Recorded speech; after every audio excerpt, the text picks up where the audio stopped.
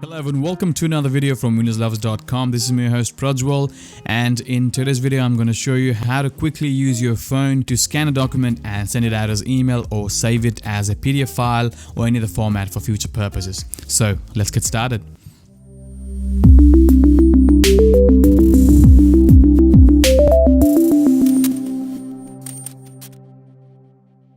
Before we start, please make sure you give this video a thumbs up since it helps out a lot. If you have any issues, please leave them in the comments below as I try to reply to each and every one of your comments as long as I know that I can help you out. And if you aren't subscribed yet, please subscribe and hit the bell icon so that you don't miss out on any of the future uploads. And if you like tech, alright? So the application that I'm going to use today is called Microsoft Lens. It's a free application available from Microsoft that you can use on your iPhone or on Android. For the purpose of this video, I'm going to use an iPhone, but the process to use this application is also the same on an Android phone as well. The only difference is on an Android phone, you'll have to go to your Play Store and download this application, while on an iPhone I'm going to go to App Store and download the app. Alright, so all you got to do is if you're an iPhone, if you're following me from an iPhone, you go to bottom right corner, click on search, and I have that up already. But what you want to do is you want to search for Microsoft Lens, as you can see on the top. You want to search for Microsoft Lens. Alright, you want to look for the one that says Microsoft Corporation, and then it says Microsoft Lens PDF Scanner. Tap on the download. For you, it might say get if you haven't downloaded before. Since I've already downloaded before in the past, it's giving me the cloud icon. Now the download is complete, so I'm going to tap on open.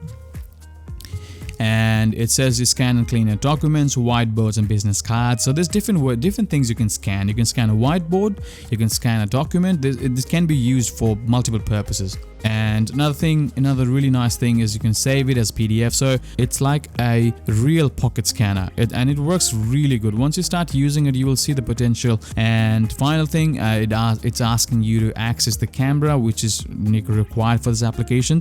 Tap on allow again. I'm just going to allow it access to all the photos. Now, what you want to do is, since you are scanning a document, you can also scan whiteboards and stuff. At the bottom, you can scroll through from the bottom. It says business card. You want to scan a photo and all that stuff. So for the purpose of this video, I'm going to scan a document. I'm going to tap on document. You see the red box? So basically what it thinks is, it thinks that whatever is inside the red box is the document. So that's why you need to have a separation between your document and the background or the surface you place your document on. So for example, at the moment, both of them are white in color, so that's why it's getting a bit confused. But if you place it on a different solid color, it's a lot snappier. But also you can adjust that later regardless. So I'm gonna go and snap it. And now what you want to do is on the top, you just see, let me adjust border after each scan. So, and since that option is on, what it allows you to do now is you can go ahead and you can adjust these boxes. So you will crop out the photo, and whatever's inside the box will be your document. All right, for example, I just want the windowslovers.com name on it, nothing else, like this. So I'll select this and then click on confirm. And as you can see, it has cropped that part of the photo, and you can go ahead and crop it more. You can go and add filters, you can add text, rotate it, and all that stuff. So after that's done, what you want to do is tap on done.